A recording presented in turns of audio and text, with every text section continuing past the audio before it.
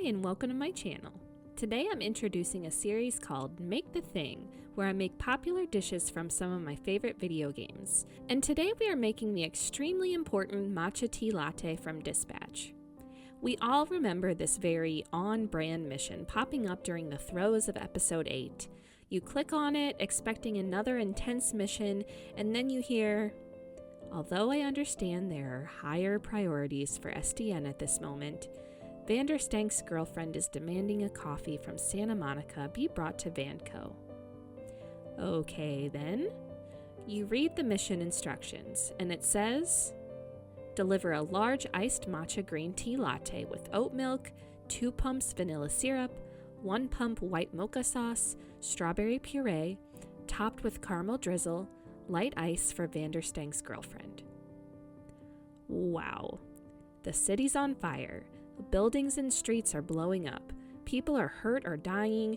Terrified screams can be heard everywhere, and all SDN heroes are being stretched thin to keep everyone safe. And Vanderstank's girlfriend has the audacity to ask for a matcha latte? You know what? Valid. What does the Z team think if you assign them to this mission? Sonar says, "That is the longest coffee order I've ever seen in my life." Flambe says, "Hope she likes her coffee scalding." Vizzy, "This feels like a punishment." Punch Up, Robert, what the fuck? Prism, We don't got time for this diva-ass shit. Malevola, Bruh, people are dying. Bruh. Gollum, God damn, this coffee must be an emergency. Coop, This is an incredible waste of my time.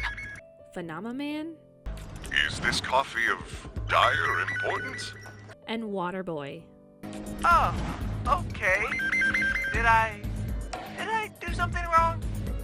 Why am I doing this? You know what? I don't think the Z team understands the gravity of the situation. Either way, let's make our own so we can taste it and understand why the presses had to be stopped during an apocalypse for it. Here's what you'll need: matcha powder, water, ice, strawberries, vanilla syrup, white mocha cream or sauce, oat milk, and caramel syrup.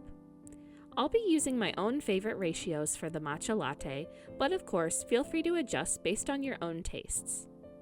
We'll start out by heating some water in a tea kettle or on the stovetop for our matcha tea. Make sure to heat at least 1 cup of water, preferably more just in case, until it reaches around 175 degrees Fahrenheit. We want to make sure that the temperature is around 175 because if it's too cold, it won't enhance the matcha flavor much, and if it's too hot, it can make the matcha taste too bitter. As the water is heating, we'll grab about a cup of strawberries and slice off the stems. We'll puree the strawberries in a blender or food processor until smooth. We'll then switch over to our matcha powder. We'll weigh out and sift about 9 grams of the powder into a bowl, and once our water has heated to around 175 degrees, we'll pour some into a cup and soak the ends of our bamboo whisk or chasen inside to allow the tines to soften and be more resistant to damage. Make sure to soak for at least 10 seconds in this warm water. Into our sifted matcha powder, we'll pour about 10 milliliters of room temperature water.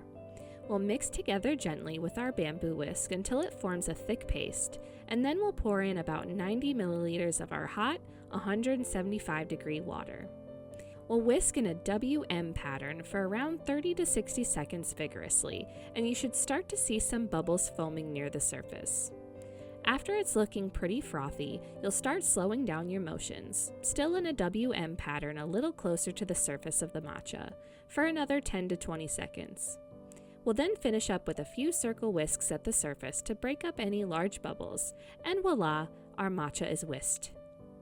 And I don't splurge on the most luxurious of matcha powders, so if you do, your foam will look so much better than mine. We'll then grab our 2 serving cups, one for Vanderstank's girlfriend and one for Vanderstank.